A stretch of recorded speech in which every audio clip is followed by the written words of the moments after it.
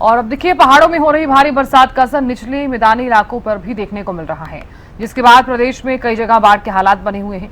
यमुना का जलस्तर बढ़ने से लोगों के वाहनों की रफ्तार धीमी पड़ गई है। भारी बारिश के कारण सुखना लेक के फ्लड गेट को खोला गया, जिसके कारण किशनगढ़ की ओर जाने वाले रास्ते के पुल के ऊपर से पानी का बहाव शुरू हुआ, जिसके कारण पुल के साइड वाली ग्रिलिंग टूट गई है। पुल का कुछ हिस्सा जमीन में धंस गया है और वहीं प्रशासन इसे ठीक करने में लगा है।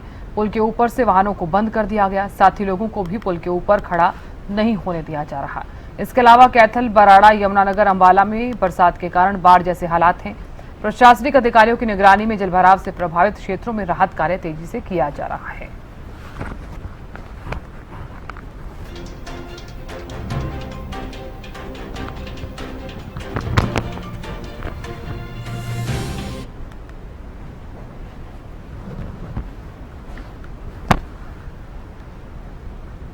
और अब देखिए पहाड़ों पर जो भारी बारिश हो रही है उसका जो असर है वो मैदानी यानी कि निचले मैदानी इलाकों पर भी देखने को मिल रहा है। जानेंगे हमारे संवाददाताओं से कि फिलहाल क्या कुछ स्थिति अलग अलग एरिया में बनी हुई है। पानीपत से हमारे संवाददाता जितेंद्र शर्मा जुड़ गए हैं, तो करनाल से महेंद्र सिंह जुड़ गए हैं। महेंद्र सिंह, सबसे पहले आपका रुख करना चाहूंगी मैं, चूंकि देखिए जिस तरह से पहाड़ों पर लगातार भारी बरसात हो रही है उसका असर मैदानी इलाकों पर भी सीधे तौर पर देखने को मिल रहा है। यमुना नदी की बात करूं, टांगरी नदी की बात करूं, लगातार नदियां जो हैं वो उफान पर भी हैं। फिलहाल जलस्तर बढ़ने से लोगों में जो है वो काफी सारी चीजें जो है वो मुश्किलें भी खड़ी हो गई हैं। लोगों को बाढ़ का खतरा भी बना हुआ है। फिलहाल करनाल की बात करूं, करनाल में क्या कुछ स्थिति बनी हुई है और ये भी बताइए कि अभी फिलहाल लोग किस तरह की सावधानियां बरत रहे हैं। बिल्कुल साधना, देखिए जिस तरह से आपने मौसम का जिक्र किया, चाहे हम पहाड़ी क्षेत्रों की बात करें या मैदानी इलाकों की, मौसम के मिजाज जो हैं वो बने हुए हैं अब की बार तो बेहद अलग तरीके से बने हुए हैं। कभी भी बीते वर्षों में इतनी जो वर्षा थी वो सितंबर महीने में देखने को नहीं मिली थी, लेकिन इस बार रिकॉर्ड तोड़ मूसलाधार बरसात, चाहे हम पहाड़ी इलाकों की बात करें या मैदानी इलाकों की, दोनों जगहों पर देखने को मिल रही है। तो ऐसे में जो पहाड़ों में जो भारी बरसात होती है उसका पानी, चाहे यमुना नदी की बात करें, टांगरी की बात करें, घग्गर की बात करें, सोम नदी की बात करें, दूसरी ओर जो बरसाती छोटी नदियां, नाले हैं, उनके माध्यम से मैदानी इलाकों में पहुंच रहा है। कहीं ना कहीं इसकी वजह से बड़ा खतरा, खासकर हम बात करें मैदानी इलाके की, जो जिला यमुनानगर है, करनाल है, पानीपत है, सोनीपत है, इनमें बनता हुआ दिखाई भी दे रहा है, क्योंकि यमुना में जो जलस्तर है वो काफी बढ़कर चल रहा है, उफान देखने को मिल रहा है और लगातार कटाव भी जारी है, क्योंकि जैसे जैसे पानी छोड़ा जाता है यमुना में तो कटाव का जो दायरा है वो लगातार बढ़ रहा है। अब तक सैकड़ों एकड़ फसल है जो यमुना के तटबंध के अंदर जो किसान लगाते हैं, चाहे उसमें सब्जी की फसल है, चाहे वो धान की फसल है, गन्ने की फसल है, वो काफी हद तक जो है खराब हुई है। अब इसका नुकसान कितना होगा देखने बाद में पता चलेगा उसका, लेकिन फिलहाल जिस तरह से यमुना की जो स्थिति बनी हुई है, वो जो तटबंध के साथ लगते गांव है, 2 से 3 दर्जन गांव है जो यमुना के किनारे बसे हुए हैं, उनके लिए बड़ा खतरा है, क्योंकि कभी भी यदि तटबंध में किसी तरह का कटाव आता है तो सीधे रूप से उन गांवों में जो है बाढ़ जैसे हालात बनेंगे। तो जाहिर सी बात है लोग जो हैं वो कहीं ना कहीं डरे हुए हैं बाढ़ के खतरे को देखते हुए, और इसको लेकर एहतियात के रूप में जो यमुना की बेल्ट पर जो निगरानी की जा रही है, प्रशासन की टीम भी लगातार पेट्रोलिंग कर रही है। इसके अलावा जो ग्रामीण अपने स्तर पर लगातार जो है निगाह बनाए हुए हैं कि यमुना में किसी तरह का स्थिति में बदलाव होता है तो उसको किस तरह से रोका जाएगा, किस तरह से राहत और बचाव होगी और क्या कुछ प्रबंध उनको करने चाहिए। तमाम प्रयास जो है ग्रामीणों की तरफ से किए गए हैं। वहीं शहरी क्षेत्रों की हम बात करें तो शहरी क्षेत्रों में लगातार जो बरसात हो रही है मूसलाधार, उससे हाल बेहाल है। बहुत से इलाके ऐसे हैं जहाँ जल भराव है, कई फीट पानी खड़ा है, क्योंकि पानी की निकासी के लिए ना तो पर्याप्त प्रबंध है और ना ही पर्याप्त समय मिल रहा है, क्योंकि एक दिन बरसात होती है तो उसके बाद लगातार अगले दिन भी बरसात देखने को मिलती है। तो ये कहें कि आफत जो है अब वो बनती हुई दिखाई दे रही है बरसात, और कहीं कहीं मौसम के मिजाज जो लोगों के लिए जो टेढ़ी नजर रखे हुए हैं, इससे कई तरह की दिक्कत आने वाले समय में भी हो सकती है। जी साधना। बिल्कुल महेंद्र सिंह, कहा जा सकता है कि आने वाले दिनों में कि अगर बाढ़ जैसे हालात बन रहे हैं, भले ही तमाम जिलों के डीसी हैं वो निरीक्षण कर रहे हैं, जायजा ले रहे हैं, आकलन कर रहे हैं कि कितना नुकसान हुआ है, लोगों तक राहत पहुंचाने की भी पूरी कोशिश भी की जा रही है, उसके बावजूद भी लोगों की जो समस्याएं हैं वो थमने का नाम नहीं ले रही हैं।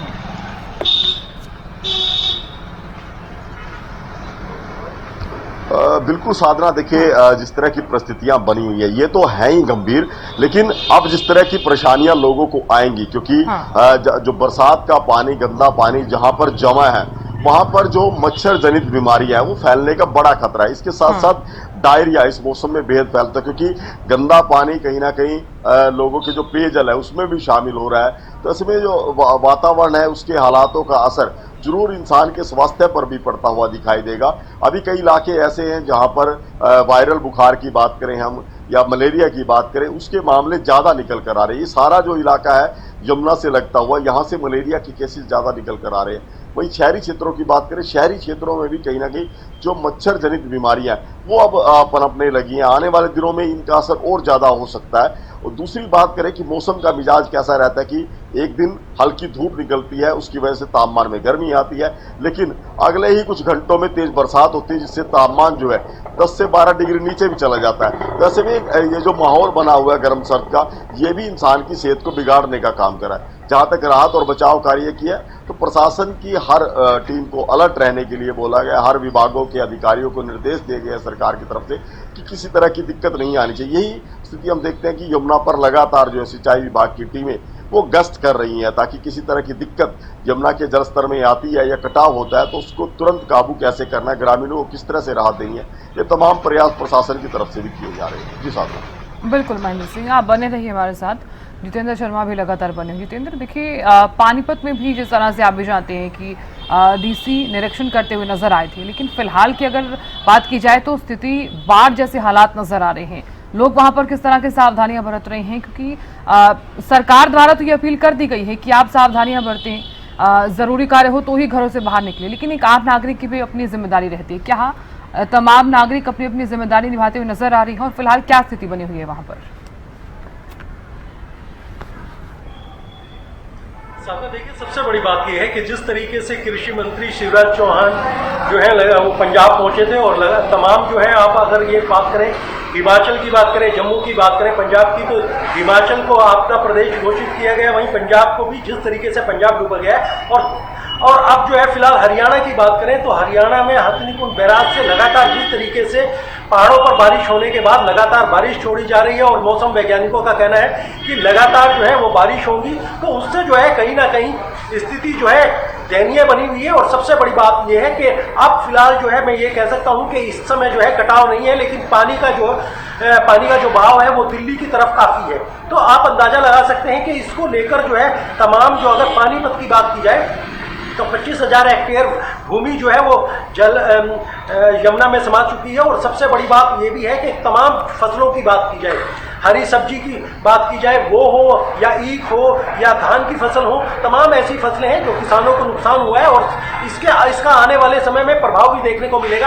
आपको सब्जियां भी, क्योंकि देखिए सब्जियां हिमाचल से भी आती हैं और हरियाणा से भी होती है और पंजाब से भी, जिस तरीके की ये चोट लगी है तो उससे कहीं ना कहीं आने वाले समय में आपको सब्जियां भी महंगी होती दिखाई देंगी। लेकिन जिस तरीके की परिस्थिति है उसमें लेकर कहीं ना कहीं लोगों को ये चिंता सताने लगी है कि आखिर ये जो जल स्तर है कब उतरेगा और कब इसकी रोकथाम होगी। और सरकार जो है, एक चीज और भी मैं आपको बता दूं कि मुख्यमंत्री नायब सिंह सैनी ने लगातार जो है वो मॉनिटरिंग कर रहे हैं, एक आपदा मीटिंग भी कर चुके हैं ताकि हरियाणा की स्थिति को लेकर, क्योंकि देखिए इस समय जो है हरियाणा की स्थिति हो, चाहे आप सिरसा की बात करें या आप जो है तमाम जो है जीटी रोड NH 44 से लगते हुए जिलों की बात करें, तो तमाम क्षेत्रों में जिस तरीके से यमुना का पानी आ रहा है वो कहीं ना कहीं अपने आप में चिंता का विषय है। और लगातार जो है भूमि का कटाव भी हो रहा है, ये भी एक किसानों के लिए सबसे बड़ी चिंता का विषय है कि लगातार भूमि भी कट रही है और उनकी फसलें भी जलमग्न हो रही हैं। जी साहब ना।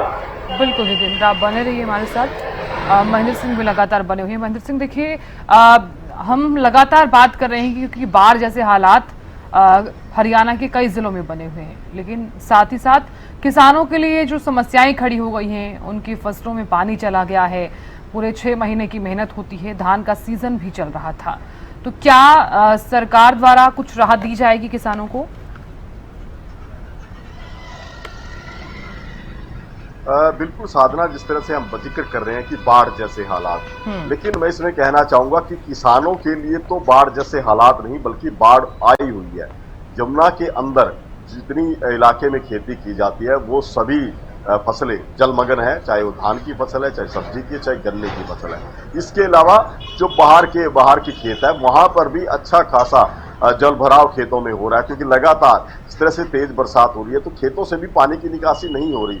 अभी उतनी सिंचाई के लिए पानी की जरूरत नहीं है धान में, लेकिन उसके बावजूद भी अत्यधिक मात्रा में जो बरसात का जो पानी है वो खेतों में मौजूद है और उसके बाद लगातार बरसात भी जारी है। तो ऐसे में इसका सीधा असर तो कहीं ना कहीं फसल के उत्पादन पर तो पड़ता हुआ दिखाई दे रहा है। किसान भी मानते हैं कि इस बार जो धान की फसल होगी उसकी पैदावार में तो कमी दर्ज की जाएगी। और जहां तक आपने बात की कि सरकार की तरफ से जो खराब हुई फसलों को लेकर क्या कुछ किया जा रहा है, तो मुख्यमंत्री नायब सिंह सैनी ने साफ तौर पर निर्देश दे रखे हैं कि कोई भी किसान जिसकी फसल में किसी तरह की खराबी आई है मौसम की मार की वजह से, वो ई क्षतिपूर्ति पोर्टल के माध्यम से अपनी फसल के खराबे को दर्ज करा सकता है। इसके बाद जो है इसका आकलन किया जाएगा किस किसान की कितनी फसल प्रभावित हुई है और उसके अनुसार सरकार ने जो मुआवजा भी देने का ऐलान किया है कि खराब हुई फसलों को लेकर सरकार की तरफ से किसानों को मुआवजा दिया जाएगा। साधना बिल्कुल महेंद्र सिंह, आप बने रहिए।